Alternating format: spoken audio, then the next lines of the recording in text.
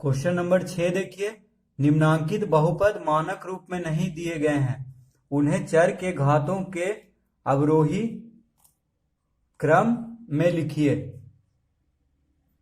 तो देखिए question number 6 का पहला क्वेश्चन है, जेड का घात 5 है -5 प्लस 7 जेड का घात 2 है प्लस 6 जेड का घात 3 है। तो देखिए यहां पे घातों के अवरोही क्रम, तो अवरोही क्रम मतलब होता है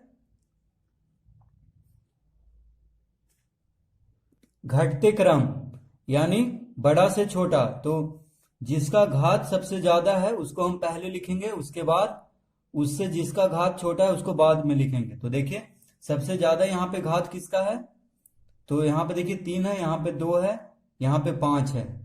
तो सबसे ज्यादा घात है जेड का घात 5, इसको पहले लिखेंगे, ठीक है। उसके बाद देखिए उसके बाद है 6 जेड का घात 3, 5 के बाद 5 से छोटा है 3, तो अब इसको लिखेंगे। देखिए तो लिखेंगे प्लस 6 जेड का घात 3। अब देखिए उसके बाद है 2, 3 से छोटा, तो अब लिखेंगे प्लस 7 जेड का घात 2।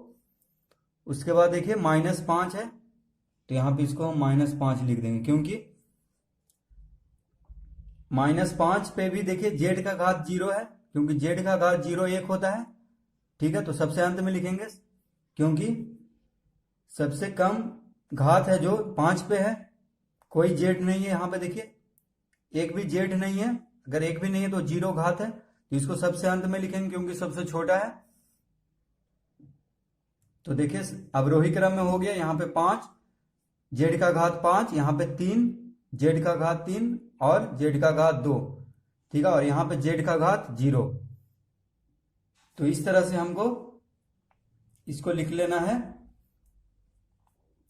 अवरोही क्रम में। अब देखिए बी में, तो यहाँ पे देखिए यू है, तो यू का घात देखना है सबसे ज्यादा कहाँ पे है, तो सबसे ज्यादा देखिए यहाँ पे 4 घात है, तो इसको हम पहले लिखेंगे, ठीक है। इस तरह से देखिए बराबर 5 यू का घात 4। उसके बाद देखिए कौन है, उसके बाद है यू का घात 3, तो यहाँ पे प्लस का चिन्ह देंगे, 3/2 यू का घात 3, ठीक है। अब देखिए इसके बाद है यू का घात 2, तो यू का घात 2 किसके साथ है, -√2 यू स्क्वायर, तो इसको लिखेंगे -√2 यू स्क्वायर, ठीक है। अब देखिए यू स्क्वायर इन यू पे 2 घात है, अब देखिए 2 के बाद 2 से छोटा होता है 1, तो 1 किस पे है यू का घात, तो देखिए 3 यू, यानी यू का घात कुछ नहीं है तो 1 है, तो इसको अब लिखेंगे प्लस 3 यू। अब देखिए 1 तो हो गया, अब 0 घात किस पे है, यू का घात 0, तो वो है -1 पे, तो इसको लिख देंगे यहाँ पे -1। तो देखिए -1 यू का घात 0 हम भी लिख सकते हैं इसको, क्योंकि यू का घात 0 भी, यू का घात 0 क्या होता है, 1 किसी पे संख्या पे या किसी पे भी 0 घात अगर हो तो 1 हो जाता है। तो यहाँ पे देखिए इसको अंत में लिखेंगे सबसे, क्योंकि इसमें कोई यू नहीं है, यू का घात 0 है, ठीक है। तो इस तरह से हम यहाँ पे देखिए यू का घात 4 हो गया, यू का घात 3, यू का घात 2 और यू का घात 1 और यू का घात 0। इस तरह से हम अवरोही क्रम में, यानी घटते क्रम बड़ा से छोटा में हम लिख देंगे इसका घातों को। अब देखिए सी में, तो यहाँ पे देखिए सबसे ज्यादा यहाँ पे टी है, ठीक है, टी का घात दिया हुआ है, तो टी का घात सबसे ज्यादा कहां पे है, ठीक है। देखिए जब भी हम घात को या तो अवरोही क्रम या आरोही क्रम में लगा देते हैं, या तो घटते क्रम या बढ़ते क्रम में, तो उसको हम मानक रूप में कहते हैं। तो देखिए अब ये मानक रूप में हो गया है, देखने में अच्छा लग रहा है, यहाँ पे देखिए सजा जैसा लग रहा है, यहाँ पे 4 3 2 1, इसका उल्टा भी लिख देंगे, यानी आरोही क्रम में, तो भी ये मानक रूप में ही रहेगा, यानी या तो अवरोही या आरोही दोनों क्रम में लिखने पे बहुपद का मानक रूप में हो जाता है बहुपद। तो देखिए अब इसको हम अवरोही क्रम में लिखेंगे। तो सबसे ज्यादा घात किसका है, तो देखिए यहाँ पे t है, t का घात 3 है, तो इसको लिखेंगे। तो यहाँ पे हम लिखेंगे माइनस, जो भी चिन्ह आगे लगा हुआ है उसको लिखेंगे 7/2 t का घात 3। ठीक है, उसके बाद देखिए 3 के बाद 2, तो यहाँ लिखेंगे -8 t का घात 2। उसके बाद देखिए t का घात 2 हो गया। अब एक किस पे है, तो इस पे है, तो यहाँ पे लिखेंगे प्लस √3t। ठीक है, एक देखिए अब अंत में क्या बचा 5, तो यहाँ पे हम लिख देंगे 5। ठीक है, तो इस तरह से हम इसको भी सजा लेंगे आरोही क्रम में, यानी मानक रूप में इसको लिख देंगे बहुपद को जो दिया हुआ है। तो -7/2 t का घात 3 हो जाएगा, -8 t का घात 2 प्लस √3 का t प्लस 5। अब देखिए डी में है u का घात 3 minus u plus u square minus √2। ठीक है, तो देखिए सबसे ज्यादा यहाँ पे किसका घात है, 3। देखिए सबसे ज्यादा 3 दिख रहा है, तो यहाँ पे लिखेंगे u का घात 3। उसके बाद लिखेंगे देखिए 3 के बाद 2, तो u का घात 2। उसके बाद माइनस u का घात 1 है, कुछ नहीं है तो 1 है, फिर u का घात 0 यानी √2। तो देखिए √2 u का घात 0 होता, अगर यहाँ पे लिख दे तो भी यही रहेगा, √2 ही रहेगा, क्योंकि u का घात 0 1 होता है, तो √2 गुना 1 √2 ही हुआ। तो इसको इस तरह से हम आरोही क्रम में सजा देंगे, यानी ये हो गया बहुपद का इन चारों का मानक रूप। क्वेश्चन नंबर 7 देखिए, निम्नलिखित बहुपदों के घात लिखिए। तो देखिए क्वेश्चन नंबर 7 का 1, x का घात 5 माइनस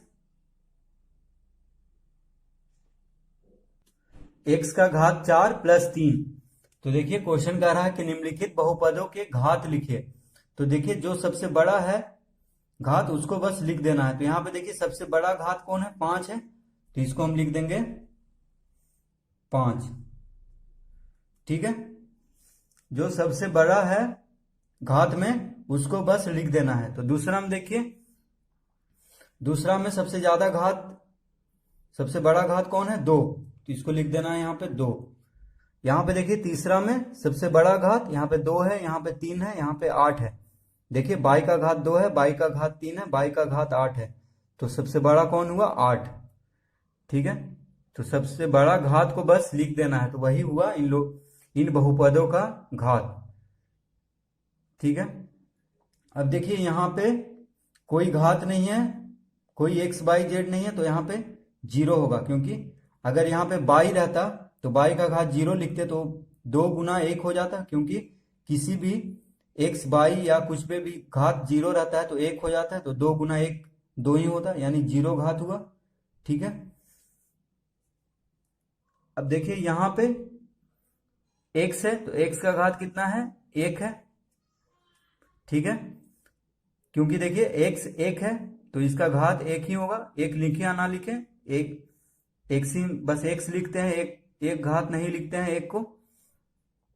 यहां पे देखिए t का घात 2 3t माइनस 6, तो देखिए इसको हम लिख सकते हैं, t दोनों में गुना होगा, तो देखिए 3t का घात 3, ठीक है, माइनस 6t स्क्वायर। देखिए इसको हम गुना करके भी लिख सकते हैं, क्योंकि t स्क्वायर गुना में है, t स्क्वायर गुना में है 3t माइनस 6 से।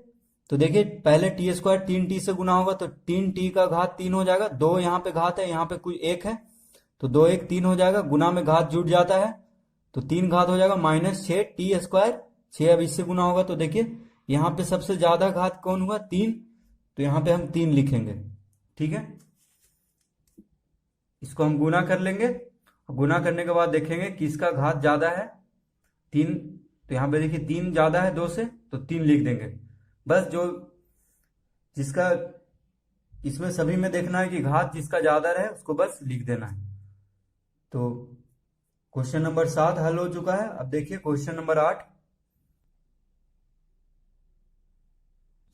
क्वेश्चन नंबर 8 देखिए, रिक्त स्थानों की पूर्ति करें। तो देखिए क्वेश्चन नंबर 8 का ए, बहुपद x square plus y square का घात।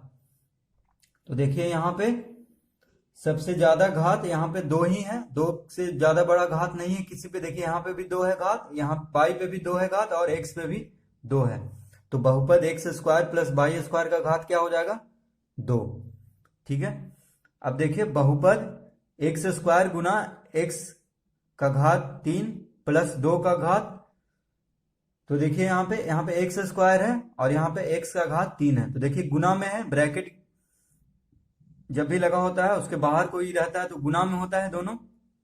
तो देखिए एक्स स्क्वायर से दोनों को गुना करेंगे, तो पहले एक्स स्क्वायर से एक्स का घात 3 को गुना करेंगे तो कितना हो जाएगा? घात जो है जुड़ जाएगा, 2 और 3 कितना हो जाएगा? 5। ठीक है, तो एक्स का घात 5 हो जाएगा प्लस 2 एक्स स्क्वायर हो जाएगा 2 से गुना होके। तो यहाँ पे देखिए एक्स का घात 5 सबसे ज्यादा है तो यहाँ पे लिखेंगे 5। ठीक है। अब देखिए बहुपद 3 का घात। तो 3 का घात क्या है? अगर कोई यहाँ पे मान लीजिए एक्स भी रहता तो एक्स का घात 0 रहता, क्योंकि एक्स का घात 0 1 होता है तो 3 गुना 1 3 ही होगा, तो यहाँ पे 0 होगा घात। यहाँ पे हम लिखेंगे 0 या 0। आप देखिए 0 भी लिख सकते हैं या आंसर में 0 दिया है तो आप 0 भी लिख सकते हैं। ठीक है। अब देखिए 0 बहुपद का घात। तो 0 बहुपद का घात अगर 0 है तो उस पे कोई घात देंगे तो उसका कोई मतलब नहीं हो रहा है, तो उसको लिखेंगे अनिधार्य। तो यहाँ पे हम लिख देते हैं, देखिए यानी कोई उसका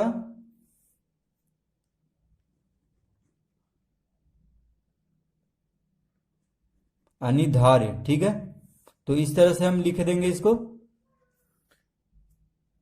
यानी निराधार हुआ, इसका कोई मतलब नहीं हुआ। 0 बहुपद का घात, 0 पे कोई घात देंगे तो उसका कोई मतलब नहीं होगा, तो उसको लिखेंगे अनिधार्य। अब देखिए बहुपद 3 minus 5t plus 6t square minus t का घात 3 का घात बराबर।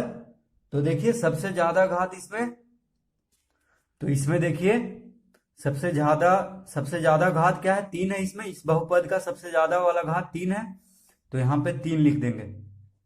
ठीक है, बस देखना है कि सबसे ज्यादा घात क्या है। अब देखिए एफ में शून्येतर अचर बहुपद का घात। तो देखिए अचर बहुपद का घात क्या होता है? 0 होता है, तो यहां पे हम 0 लिखेंगे। देखिए शून्येतर अचर बहुपद किसको कहेंगे? जैसे बहुपद 3 का घात क्या था? 0। उसी तरह शून्येतर अचर बहुपद में कोई भी संख्या होगा, मान लीजिए 5 होगा तो 5, मान लीजिए देखिए यहाँ पे हम लिखते हैं कोई भी संख्या 5, तो इसको हम लिख सकते हैं 5 एक्स का घात 0। ठीक है, तो यही हुआ शून्येतर अचर बहुपद। देखिए अगर एक्स का घात 0 क्या होता है? 1, यानी 5 गुना 1 क्या होगा? 5 ही होगा, क्योंकि एक्स का घात 0 किसी पे भी घात 0 हो तो 1 बन जाता है, 1 हो जाता है उसका। जब भी घात 0 हो तो 1 उसको लिखते हैं, तो 5 गुना 1 5 ही हुआ, तो वही शून्येतर अचर बहुपद का घात क्या होगा? 0।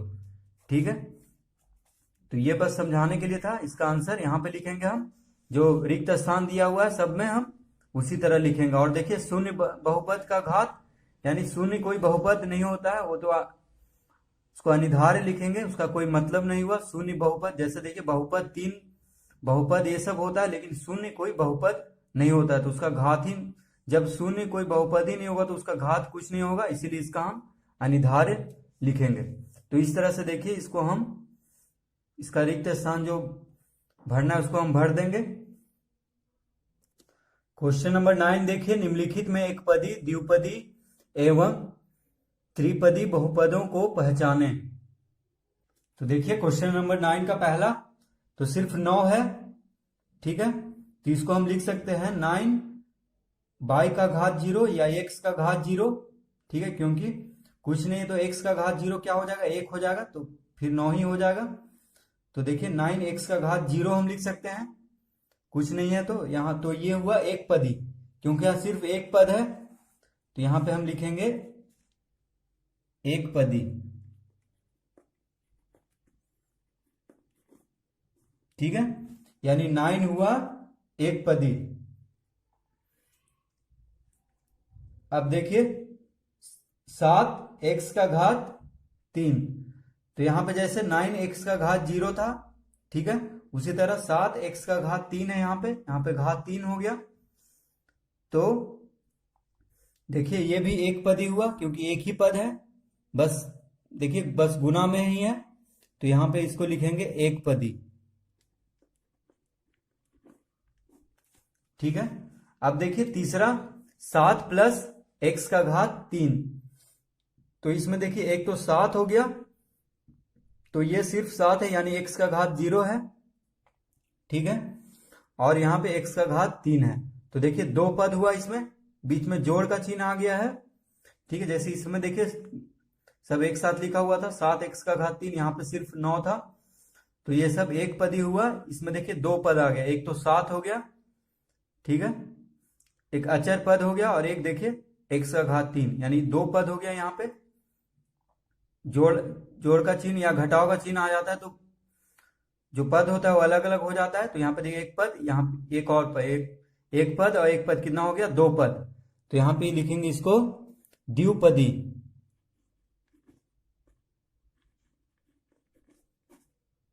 ठीक है,